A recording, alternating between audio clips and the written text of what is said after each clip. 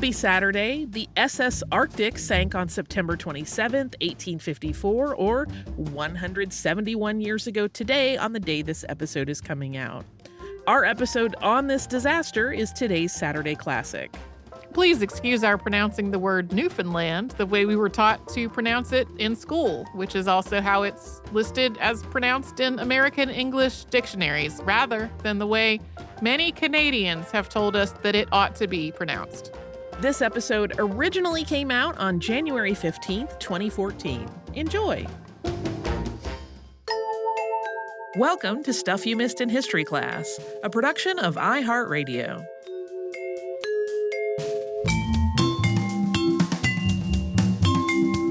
Hello and welcome to the podcast. I'm Holly Fry. And I'm Tracy V. Wilson. And if there's a thing we get lots of requests for, it is more maritime and shipwreck stories. Yep. So we're going to head back to the ocean today.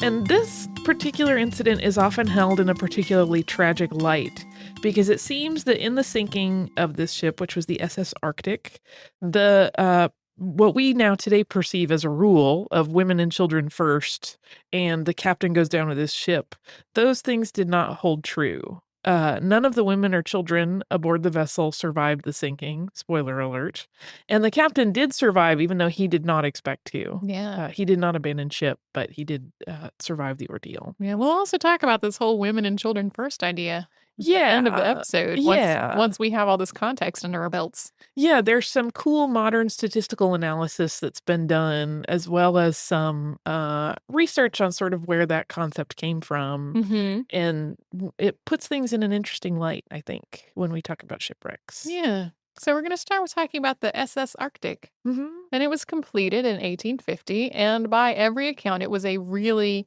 glorious ship. She was the third of 4 Atlantic steamers in the Collins fleet, and they were recognized as just the finest of their time when they were introduced. The other ships were the Atlantic, the Pacific, and the Baltic. And the pride of the Collins line of New York, which was founded by Edward Knight Collins, the Arctic, was a wooden hull paddle wheel steamer that was designed to carry both cargo, a small amount, and up to 200 passengers, although the passenger space was expanded to accommodate 280 passengers in 1851. And it was 285 feet long, which is about 87 meters, and it weighed in at 2,856 tons. Although it launched on January 21st, 1850, its maiden voyage didn't happen until October 27th of that year. And like her 3 sister ships, the Arctic could maintain a speed of 12 knots, which is really fast for the time. And in February of 1852, the Arctic set a record for the fastest eastbound crossing of the Atlantic, hitting a speed of more than 13 knots and sustaining it for a while.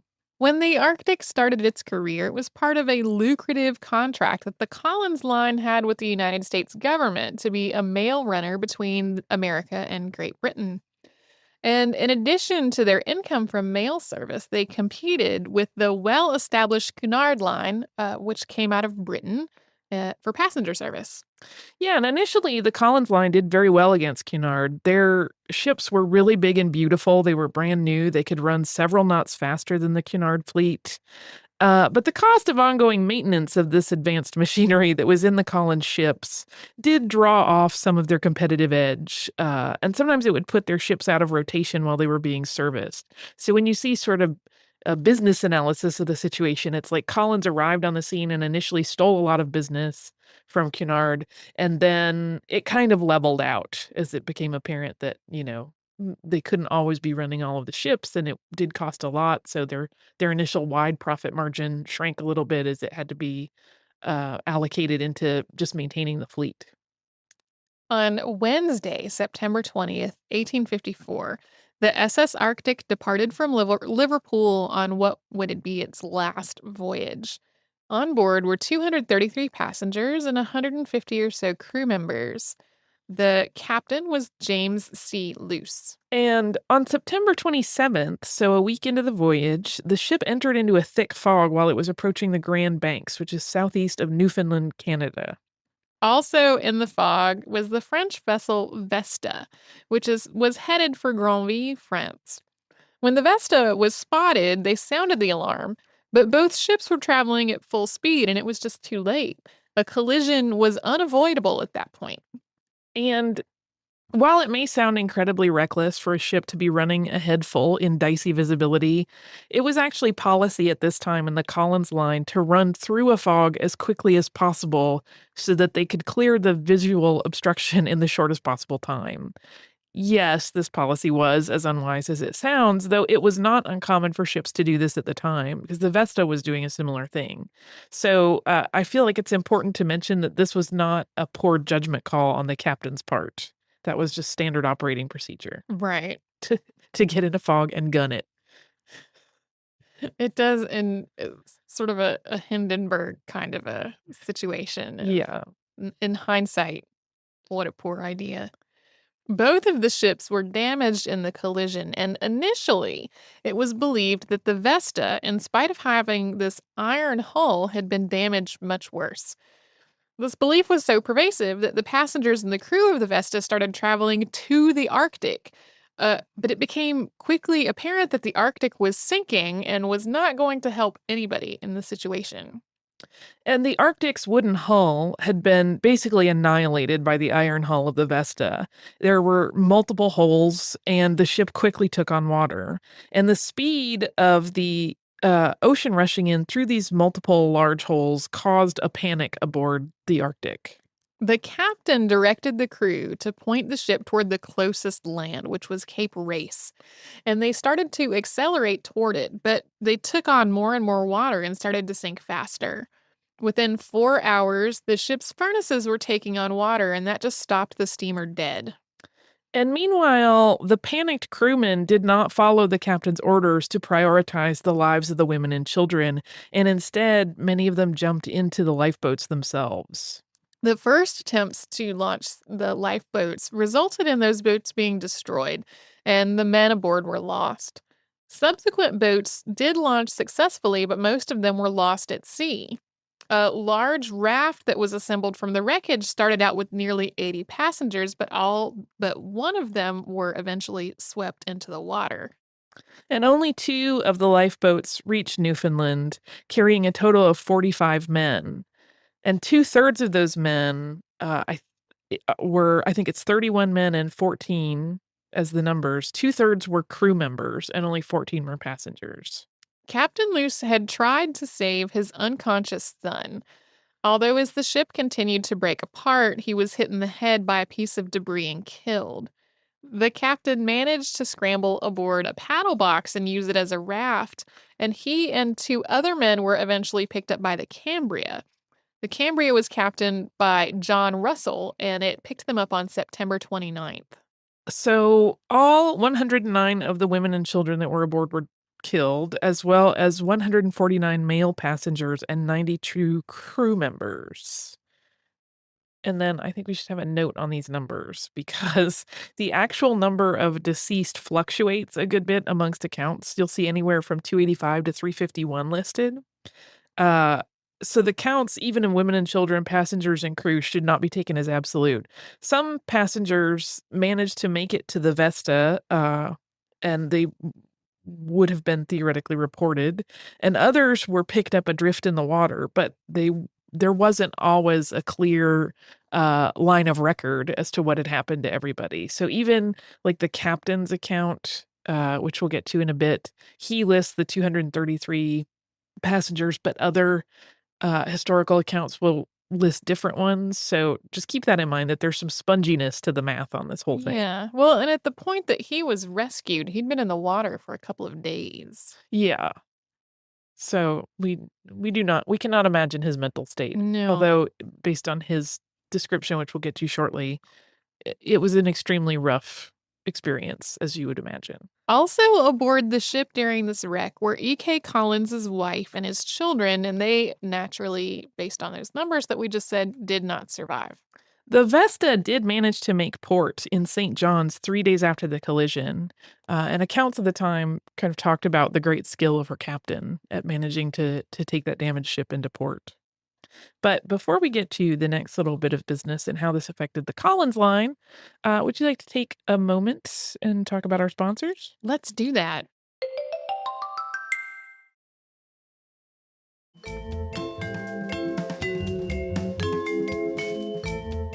So let's get back to what happened once people realized the death toll. Yeah, so as news of this horrible incident reached news outlets and the shore, the disproportionate amount of the crew survivors versus passenger caused a major scandal on both sides of the Atlantic, and it really, really set in motion what was eventually the financial ruin of the Collins line.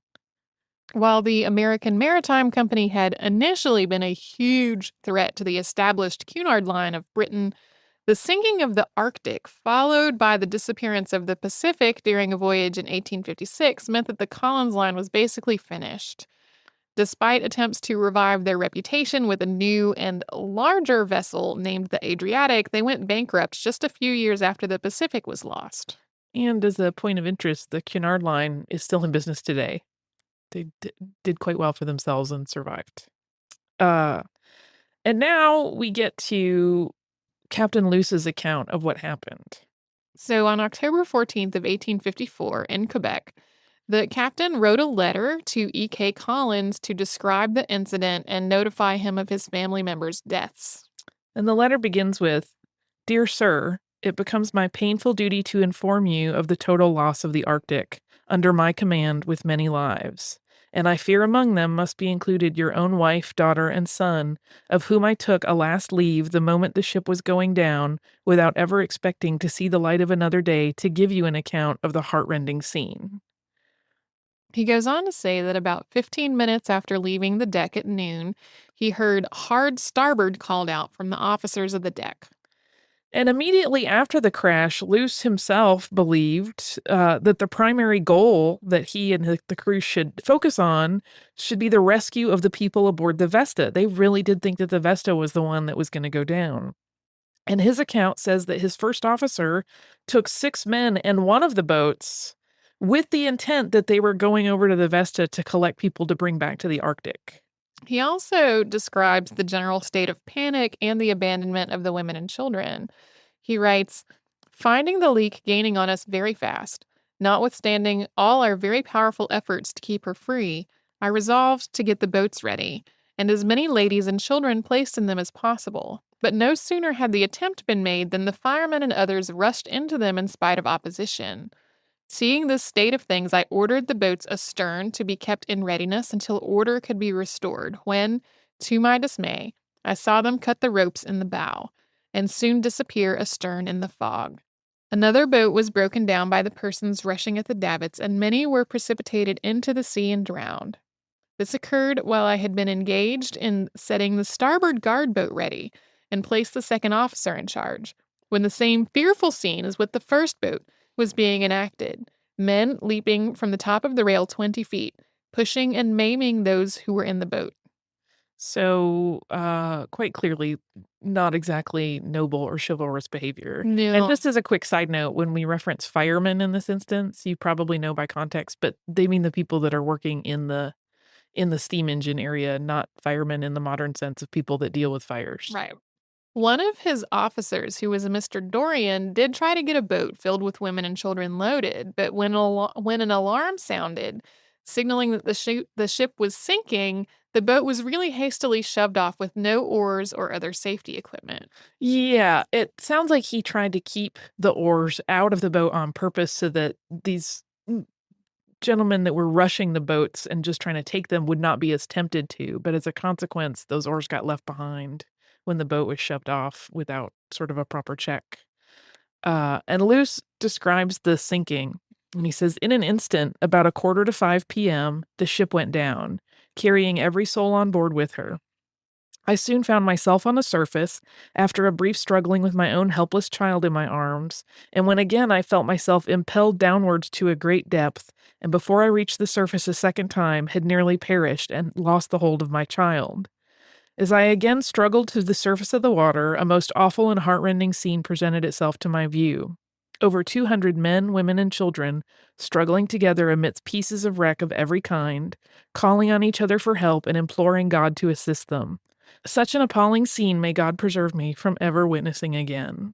Luce goes on to give an account of losing his son and watching the others die slowly around him during the days of drift, and it's truly harrowing. It really is. It's one of those letters that's clearly written from the point of view of a man who is trying to do his job and write a report and is clearly messed up by the whole thing. Um, and it should be noted that he captained 9 other vessels before taking his position on the Arctic, and he had lost only 2 of them, which was actually quite a good record. He was considered to be a really skillful navigator and a very able captain.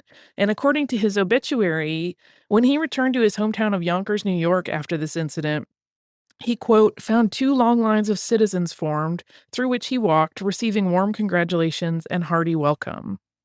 He then went on to work for more than 2 decades as an inspector for the Great Western Marine Insurance Company, and he died in July of 1879 of heart disease. He was 79 years old. And we're going to pause one more moment and take another word from a sponsor, and then we're going to talk about some modern analysis of this stuff. Yeah.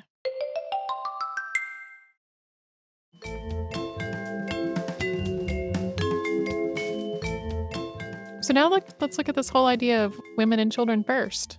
Yeah, that's one of those things where it's a good question to ask where it came from and sort of how that happened. And it's in an interesting coda to this issue, there was a study that was performed by the Uppsala University in Sweden, and it was published in July of 2012. And it suggested that women and children actually have the least likelihood of survival in a maritime disaster. This study was co authored by 2 economists, Mikhail Ellender and Oscar Eriksson, and they analyzed data from 18 shipwrecks that happened between 1852 and 2011. They only included the instance that involved at least 100 people, with at least 5% surviving and at least 5% dying.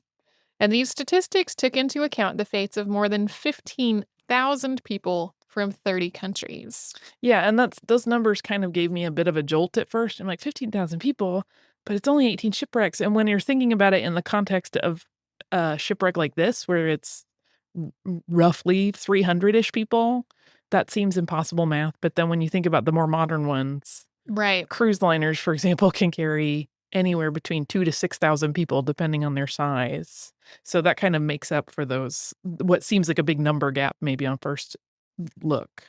Uh, and the Titanic, which was included in this study, had 3 times more women survive the incident than men, but this turned out to be the exception rather than the rule. A similar outlier was the HMS Birkenhead, which sank in 1852. And in fact, the women and children first rule is sometimes referred to as the Birkenhead drill because that ship sinking off the coast of South Africa is usually recognized as the first time that order was ever given. So all of the women and children that had been aboard the Birkenhead did actually survive, while many soldiers just stood there silently sinking with the ship into shark-infested waters. According to Ellender and Ericsson's findings, women were only half as likely to survive a shipwreck as men. Crew members had an 18.7% greater chance of survival than passengers, and only 7 out of 16 captains actually went down with the ship in their data set.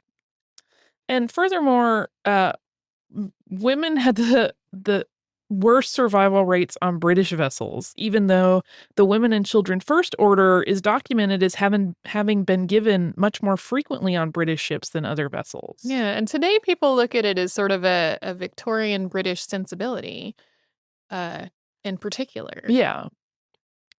Prior to this research, there had been a theory that selfish behavior would more likely erupt on fast sinking ships, while a slower sinking would allow people who were involved to stay calmer and exhibit more socially accepted behavior patterns. But Elsander and Erickson found that it was actually the captain's behavior rather than a time-sensitive situation that tended to determine the crew's behavior. So, in only 5 of those 18 sinkings that they studied was the women and children first order issued by a captain. Ellender frames this information as an insight into human behavior. He says, although maritime disasters are tragic events, they can contribute to our understanding of how people behave under extreme stress and when it is a matter of life and death.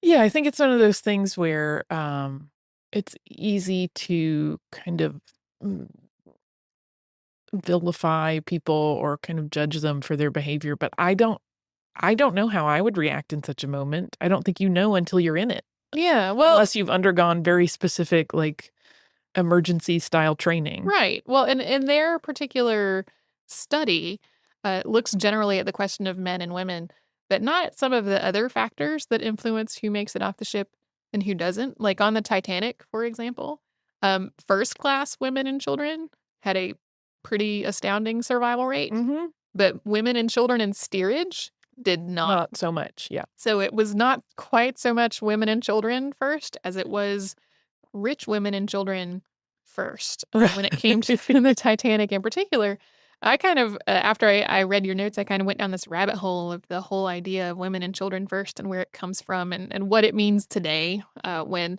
Since when it first came about was in the 1850s, and that was a very different time in terms of gender relations and sort of the perception of women as both whether women were perceived as weak or strong and whether women were perceived as like actual autonomous people or objects. Right. And so I kind of went down a crazy rabbit hole of that. And it reminded me in a way of how I've traveled by ship several times in the past few years, and we always have a safety drill. And the safety drill is always about getting everyone off the ship. It's about like every person knowing where they need to go to get on a lifeboat, and every ship having enough lifeboat accommodations for every person on the ship to make it off safely. Yep. And the only real reference to children that has come up in the ships that I have been on has been that for the parents, if their children are not with them, the parents are to go to their lifeboat station and their children will be brought to them by crew because all the children have to have little wristbands or whatever on saying, "This is my lifeboat station." So it's like there are still special accommodations for children, but other accommodations seem to be based on like uh, actual threats to people's safety. So Right. people who may have a mobility impairment that need to be assisted with getting off the ship, and not so much based on gender or class. Yeah, and it is also a very different time in terms of now, this is kind of always referenced as part of the Titanic's legacy. Mhm. Now, there are enough lifeboats for everyone. They did that on purpose, yes. Whereas that was not standard operating procedure for a very long time. Right. So it did become a matter of who do we save?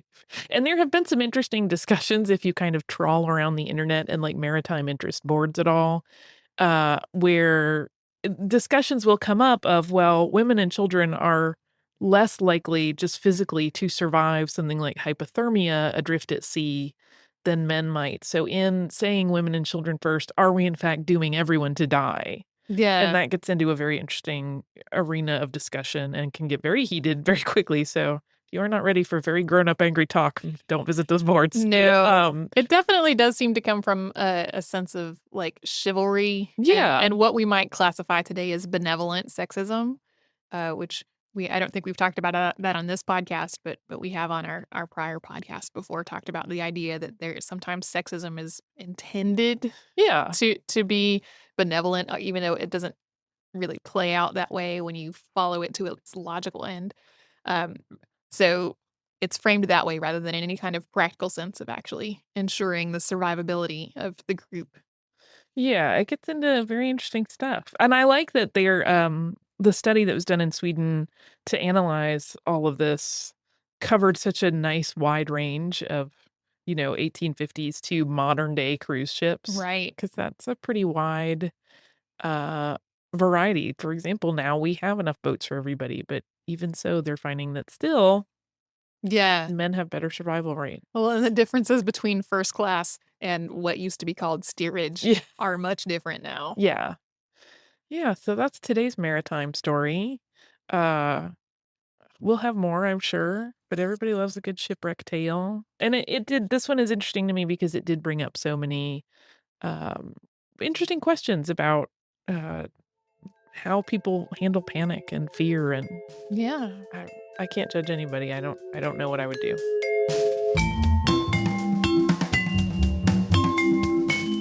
Thanks so much for joining us on this Saturday. If you'd like to send us a note, our email address is historypodcast@iheartradio.com.